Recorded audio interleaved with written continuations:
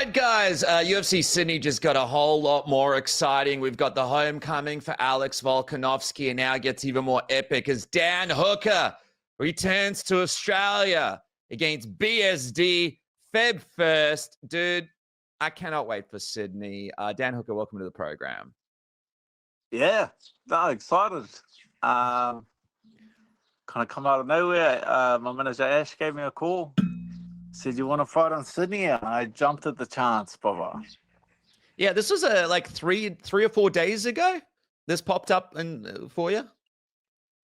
I don't know whose fight I stole, and I don't really care. But things just got a whole lot more exciting.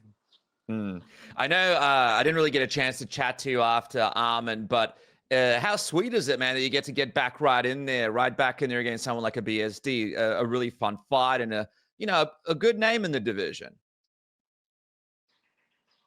Yeah, it's exciting, man. Obviously, I had a year and a half off, and I was itching to get back in there. Getting in there with the number one ranked fighter in the world is a good opportunity. And obviously it didn't go my way, but I got a chance to knock some ring rust off. And then now that I've healed up, body's healthy, just jump straight back in there. Let's get things moving, shake it up.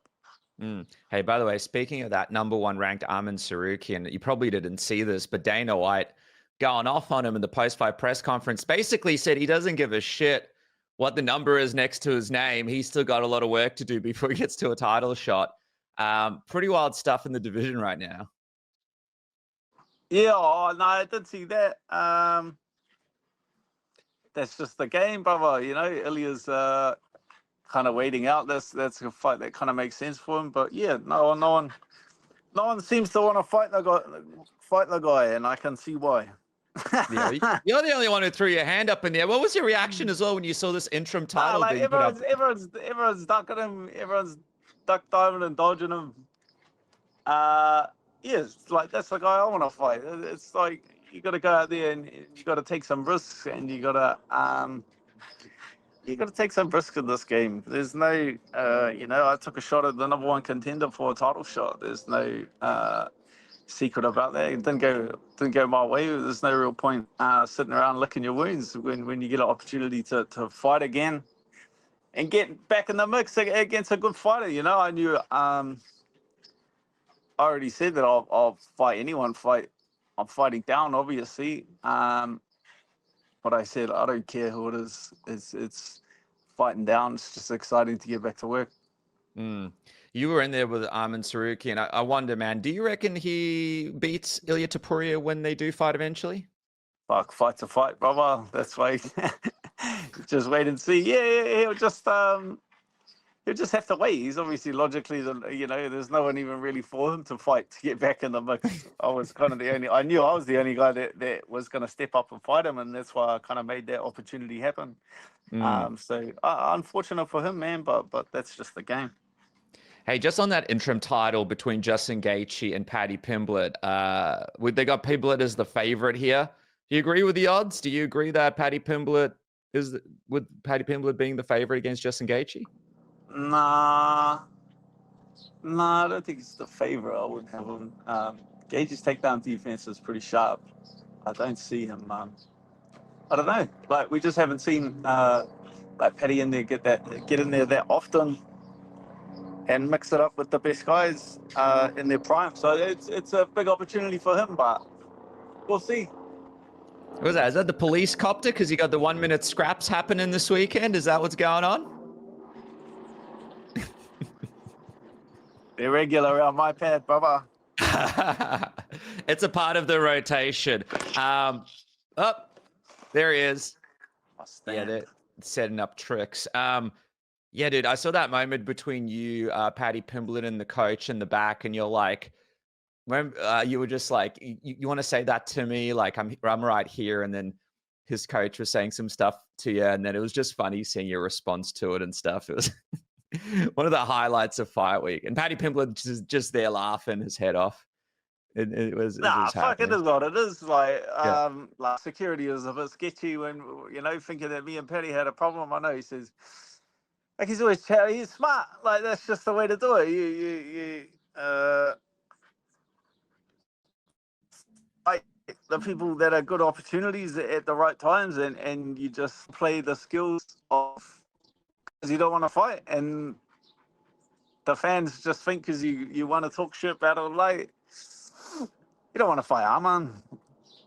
So it's like talk shit about him, discredit him, roast him on Twitter, and then the fans think that they count that as a win.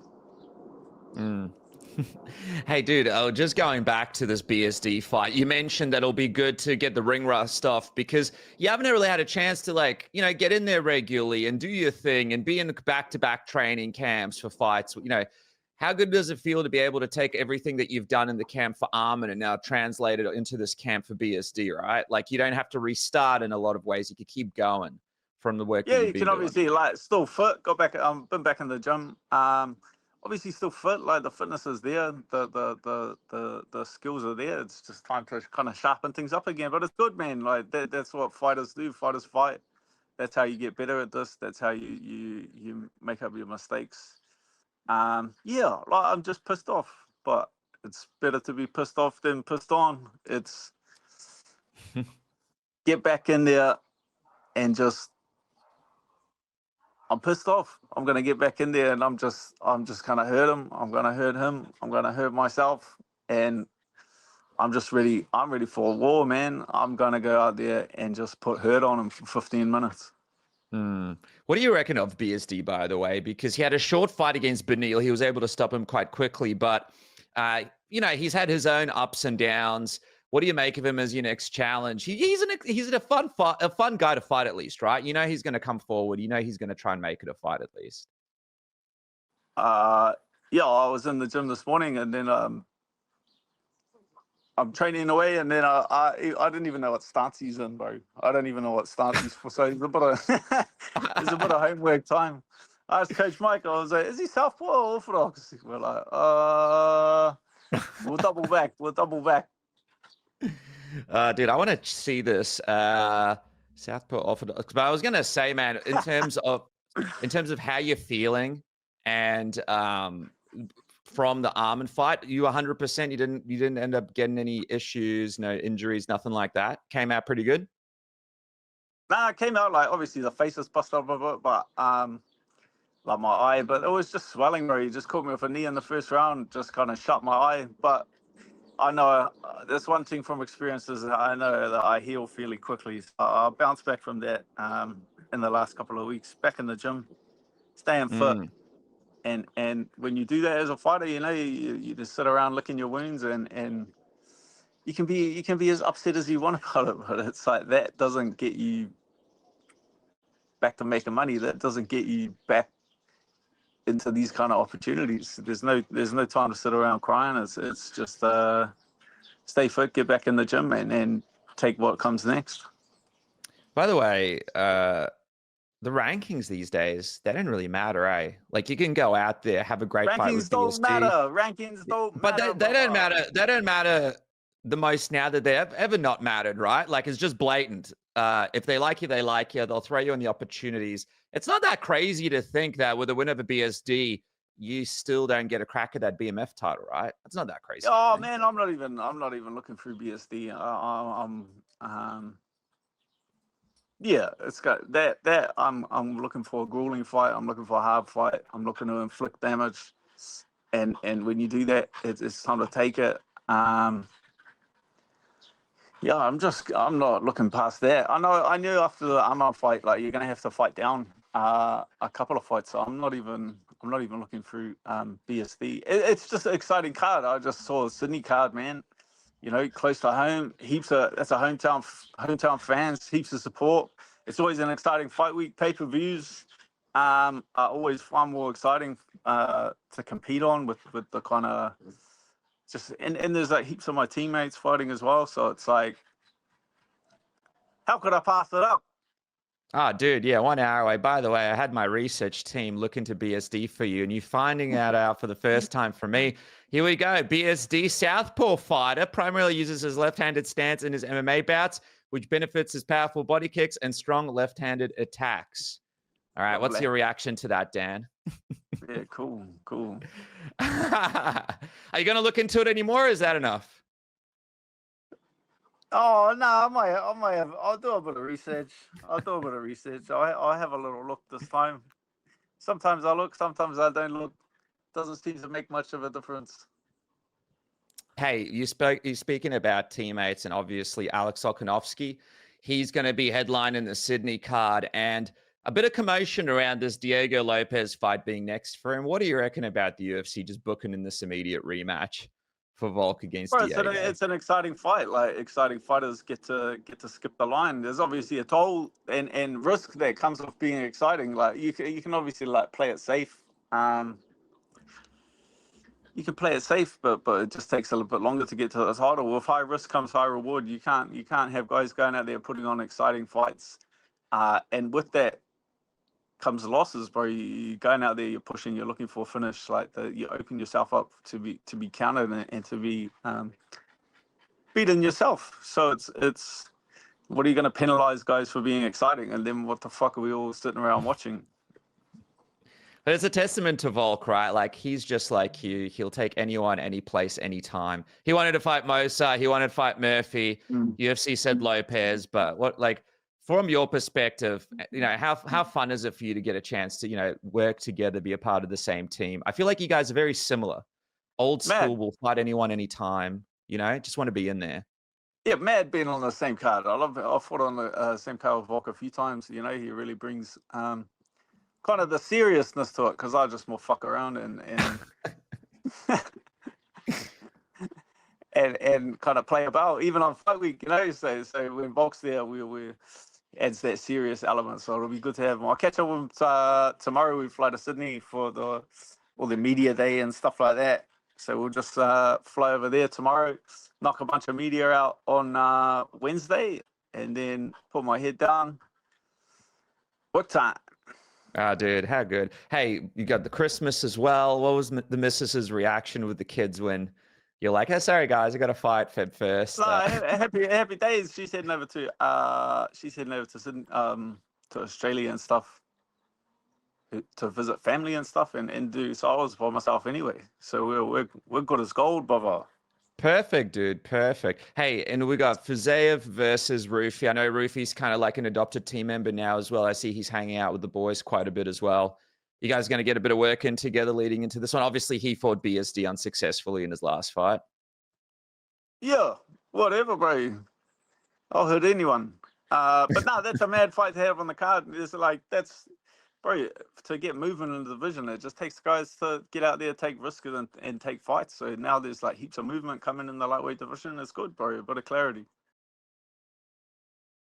Hey guys, before the interview continues, I just want to thank my sponsors for making the show possible. I'm going to keep it quick, but I want you guys to please support these guys. I've got the Manscaped, of course. Manscaped Lawnmower 5.0 Ultra is your go-to. But of course, they've got your performance package where you can jump on right now and check out, which makes the perfect gift this holiday season. So jump on to manscaped.com.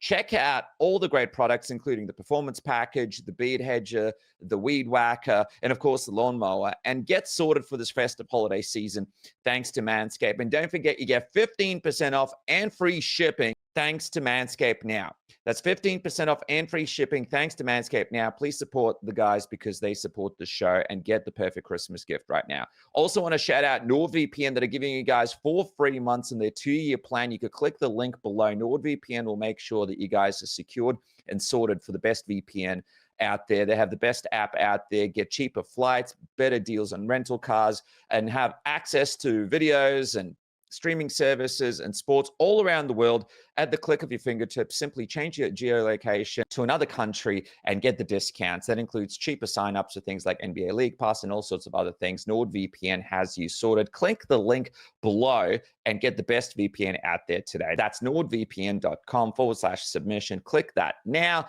and get that 4 months free on the 2-year plan. You won't regret it. Best VPN in the game. And if you guys are traveling this holiday season, please jump on Saily right now. It is the best eSIM that you can use, that you could find. Saily is actually owned by NordVPN, so it has all the threat protection features that you love from NordVPN, but it gives you access to using your phone wherever you are in the world. Simply update it and add credits as you go. No need for new SIM cards lining up in airports or having Wi-Fi's steal all your personal information. Saily.com/submission. Go there right now. If you guys are traveling, that is your go-to place for your eSIM, wherever you go in the world. Stay connected on your phone thanks to Saily and get 15% off with the code submission. So jump on right now. Try it today. You're not going to regret it. And trust me when I tell you, avoid those additional SIM cards. Avoid those public Wi-Fi. Saily has you sorted. And now, boom, boom, it's back to the program.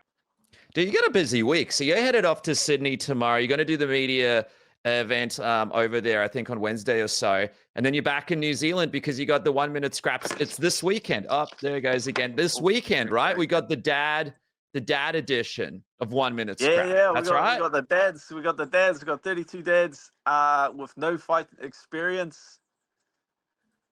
Heavyweights, I'd say. And bro, it's gonna be good. It's gonna be good. It's gonna be a good opportunity to put 50K in one lucky dad's pocket before Christmas. How do we know they're dads? Are they like, do you need to see a child before they go in? Like, how serious are we taking it? I've checked. We checked. They're all dads, confirmed. And yeah, bro, we had some people trying to sneak in with fights, like like professional fighters, right? Not professional fighters, but like they had fights like years ago, and he's like saying it wasn't him. And then we literally, I got sent a video of him stepping in the ring with the same tattoo on his stomach. I'm like, bro, you can't. Like the winner, it's not gonna. No one's gonna come forward, even if it did slip up. Like it takes a bit of time before that money hits your bank account, brother. Like we'll find out whether you had fights. Like it's such a small community, we'll find out whether you had fights very quickly. I see some of the videos of the guys that are going to be a part of this, and they look like absolute weapons, man. This thing's going to be like... There's some guns, bro. There's some big boys in there. Like, I went around and there's some athletic days. Just because you never stepped in a ring before doesn't mean you're not okay in a fisticuffs. Like, these boys are gonna throw down. They're all keen to win the $50,000. Like, that's the setup. I don't pay people to show up. I pay people to come in and legitimately think they're gonna win. You know what I mean? Like, if you pay guys to show money, like some people would just turn up for the show money. This is winner takes all. Like every man stepping out there thinks on that day that they're going to get their hand raised and they're walking away with the 50 grand, but only one of them's right. What are we thinking for where is it going to take place? I know you guys have had some cool locations. What's this location? It's always secret. You don't know till you know. Love it. Hey, by the way, man, this is it's a series of great events that you've run. I feel like they've all been super successful. Like Oscar does a great job of putting them up on the Mac Live. Heaps of people watch them.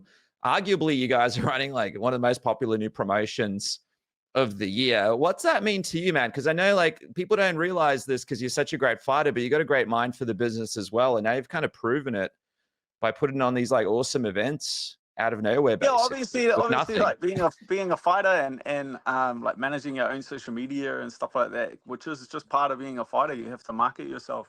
So there's just things that I've picked up over the years. Like I don't feel like it was like it wasn't an accident or a mistake that it all kind of kicked off and went viral. You just have to know. You just have to know about. You just know what the people want, and the people want violence, and the people want.